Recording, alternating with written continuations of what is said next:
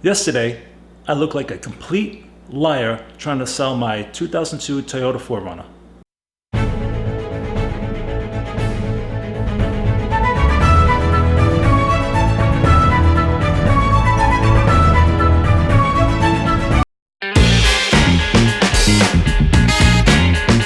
Hello everybody, it's Mike, the Baldadonis. Boom!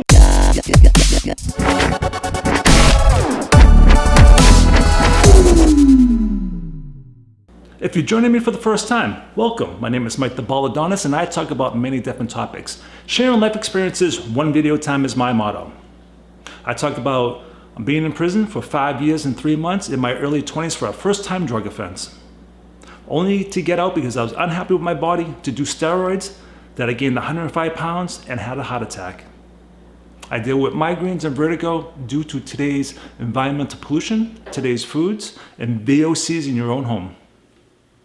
I have people that come on board. Gary from the gym talks about conspiracy theories.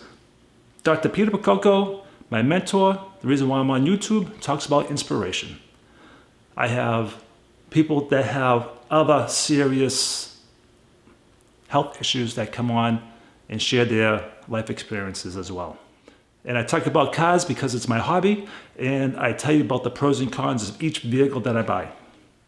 Okay, so we're talking about the 2002 Toyota 4runner that I bought in August.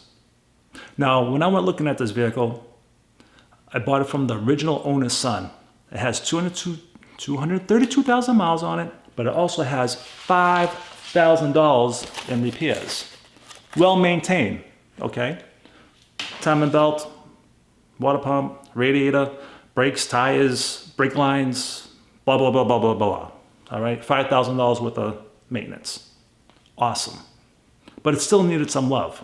When I went looking at it, Toyotas are known for their frame rot here in the New England area. First thing I looked under, about this much of rot that had to be fixed. No problem. I had that fixed, okay? But it also needed a few other things. And some of those other things were unexpected. Like the O2 sensor, that popped up. It needed the valve cover gaskets and the intake gaskets done. It needed another muffler, even though he had the whole exhaust system replaced 3 years ago, the muffler rotted out.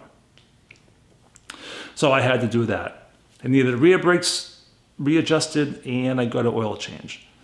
So the point of this story is, I had a woman named Maureen look at this vehicle yesterday. She was buying it for her son that's going to college. Now, Maureen traveled probably about 45 miles to come see this truck. I'm feeling very confident exactly what was done to this vehicle because I have all the proof, the video, and I'm like, Maureen, I'm telling her about my whole video experience of my YouTube channel. I want her to feel comfortable with me. So she's asking all the right questions.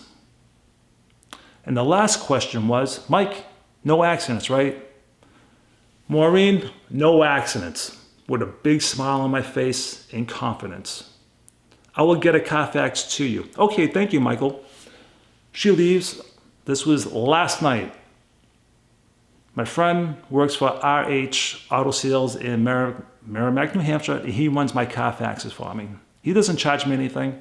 I help him out when other people are looking for cars. I'll send them to him. Hopefully he can make a sale. So we've been doing this for a long time. Anyways,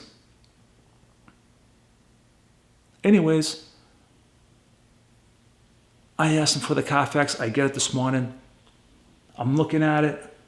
I'm feeling very confident about this vehicle because it has so many good records on there, blah, blah, blah, blah, blah. And then I see it, car accident in 2017. I'm like, what the hell is this? So I text Jeff, the owner.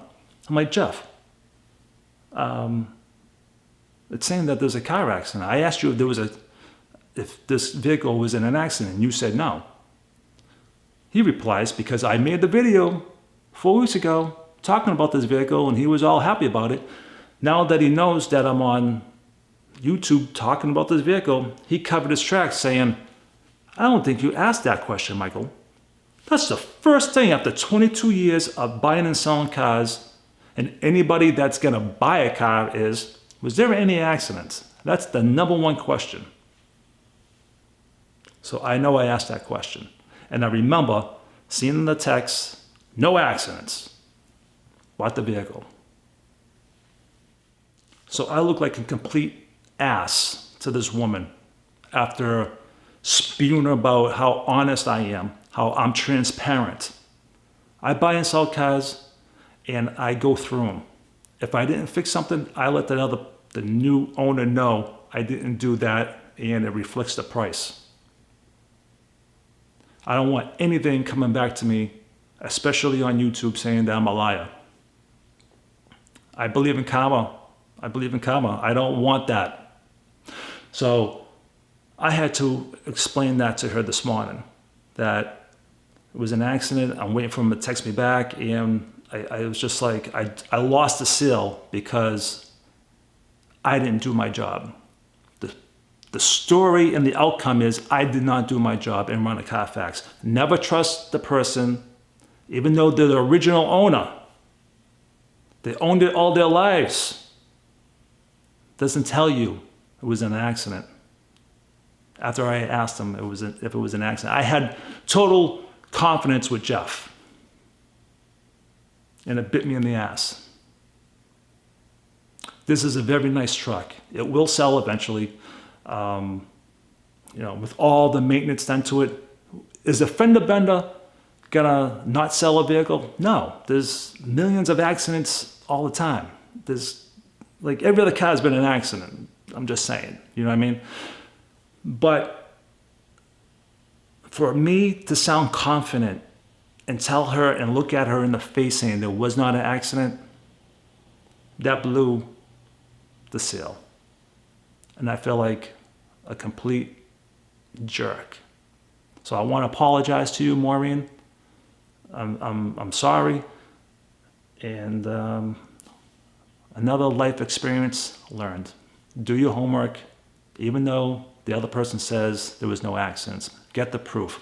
On the other note, though, on a Carfax, Carfax doesn't catch all. I've seen and checked other vehicles out for the owners to tell me it was in an accident.